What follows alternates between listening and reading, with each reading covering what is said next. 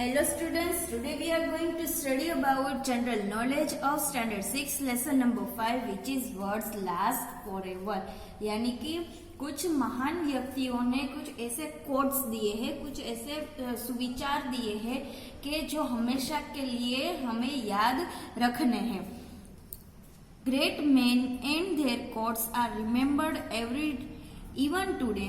जो great man है, महान व्यक्ति है, और उसके जो कोट्स है यानी कि जो महान व्यक्ति जिन्होंने अपनी लाइफ में बहुत कुछ अचीव किया है और अपने लाइफ एक्सपीरियंस से उन्होंने जो हमें कोट्स दिए है यानी कि अच्छे विचार दिए हैं, वो ग्रेट मैन और उसके दिए हुए कोट्स हम आज भी बहुत ही ज्यादा याद करते हैं।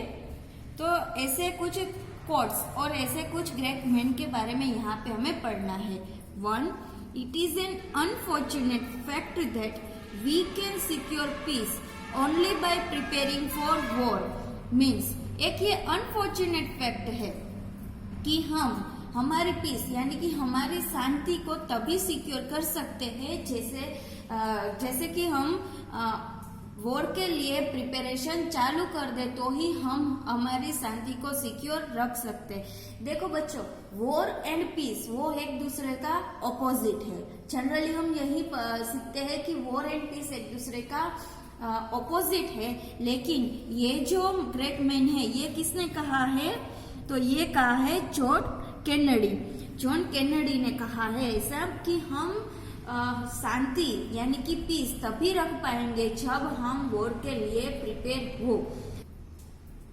तो देखो बच्चों, हमें पता ही है अभी हमारे देश में चीन और भारत के बीच में जो मुद्दा चल रहा है वो शायद युद्ध तक भी पहुंच सकता है। मैं ये आपको एक एग्जांपल दे रही हूँ, भगवान करे युद्ध तक ना पहुंचे, लेकिन हमें हमारे देश में शांति को बनाए रखने के लिए शायद वॉर भी करना पड़े। तो ऐसा जॉन केनेडी ने बोला है।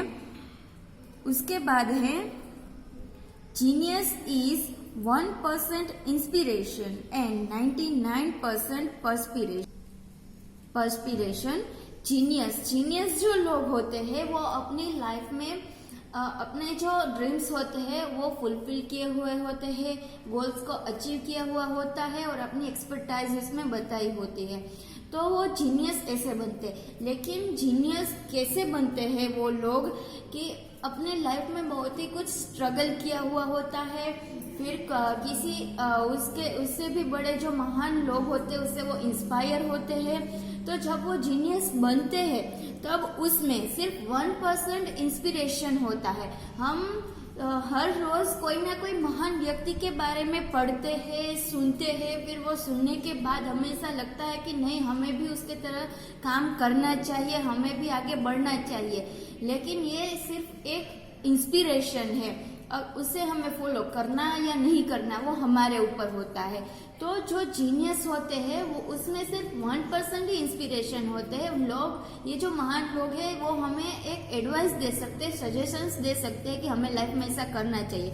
उसके बाद हमें क्या करना चाहिए? हमें बहुत ही ज्यादा मेहनत करनी चाहिए। अगर हम मेहनत करेंगे तो ही हम आगे बढ़ पाएंगे। तो ये जो 99% पर्सपिरेशन है, पर्सपिरेशन यानी कि पसीना बहाना, तो जो जीनियस लोग होते हैं वो जब जीनियस बनते हैं तो उसमें 1% ही इंस्पिरेशन कंट्रीब्यूट हुआ होता है, 99% क्या कंट्रीब्यूट हुआ होता है? उसका पर्सपिरेशन यानी कि उसकी मेहनत। तो ये बोला है जॉन कीट्स, जो एक इंग्लिश पोएट थे। देखो बच्चों, ये है जॉन कीट्स जो एक इंग्लिश पोएट थे। उसके बाद है Impossible is a word only to be found in the dictionary of fools।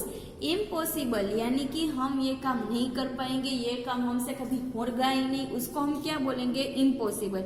तो ये जो इम्पॉसिबल नाम का वर्ड है वो किसकी डिक्शनरी में हम पा सकते हैं? सिर्फ फूल्स, जो मेहनत करना नहीं जानते, उसको हम क्या कह सकते हैं? फूल्स। और वही ऐसा कहते हैं कि हाँ, हम ये काम इम्पॉसिबल है, ये काम हम कर ही नहीं सकते। देखो बच्चों, अगर हम इम्पॉसिबल वर्ड को ध्यान से पढ़े तो अगर इसको हम सेपरेट करें, आई एम और उसके बाद पॉसिबल लिखे ठीक है, तो क्या पूरा एक सेंटेंस बन जाएगा, impossible is equal to I am possible.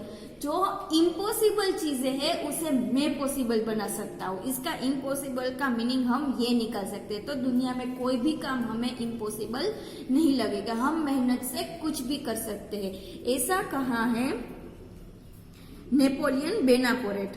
देखो बच्चों, यहाँ पे सॉरी नेपोलियन का पिक्चर नहीं दिया गया है, लेकिन ये वर्ड कहा है नेपोलियन बोनापार्ट ने, जो एक फ्रेंच स्टेट्समैन थे।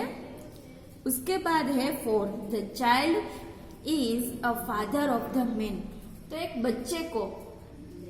बच्चे को किसी इंसान का, किसी मैन का पिता कहा है। क्यों? क्योंकि जो बच्चे होते हैं, वो छोटे छोटे जो बच्चे होते हैं, वो कई बार कहीं जिद करते हैं कि मुझे ये चाहिए, मुझे वो चाहिए, और हम जो बड़े लोग होते हैं वो उसके इशारों पे नाचते भी है, यानी कि वो जो कहते हैं वो हम करते भी है। इसीलिए ऐसा कहा गया है the child is father of the man. तो ये बोला है विलियम वर्ड्सवर्थ ने, जो एक इंग्लिश पोएट है। देखो बच्चों, ये है विलियम वर्ड्सवर्थ। उसके बाद है 5, the government of the people, by the people, for the people shall not perish from the earth. यानी कि ये जो डेमोक्रेसी है उसकी डेफिनेशन यहाँ पे दी गई है। डेमोक्रेसी में क्या होता है, जो गवर्नमेंट बनती है वो किसके लिए बनती है, फॉर ऑफ द पीपल, वो लोगों की, हम सब जो कॉमन पीपल है उसमें से ही एक नेता हम चुनते हैं, यानी कि of the people, by the people. और जो इलेक्शन की प्रोसीजर होती है उसके द्वारा ही वो जो लीडर है वो इलेक्ट होता है। तो bye the people and for the people. और जो लीडर है, जो इलेक्ट होके आया हुआ होता है, जो इलेक्शन जीत के आया हुआ होता है, वो किसके लिए काम करता है, फॉर द पीपल।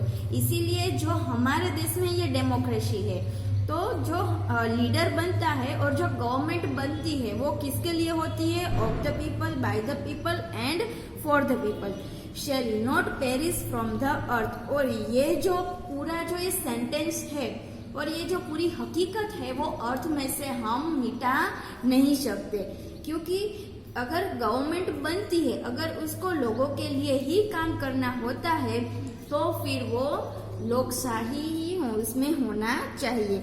ये बात बोली है अब्राहम लिंकन ने, जो अमेरिका के पहले ऐसे राष्ट्रपति थे जो एक काले थे, ब्लैक थे। ठीक है, तो बच्चों इस वीडियो में हमने कुछ ग्रेट मैन के बारे में पढ़ा। नेक्स्ट वीडियो में उसके अलावा के ग्रेट मैन के बारे में पढ़ेंगे। Thank you.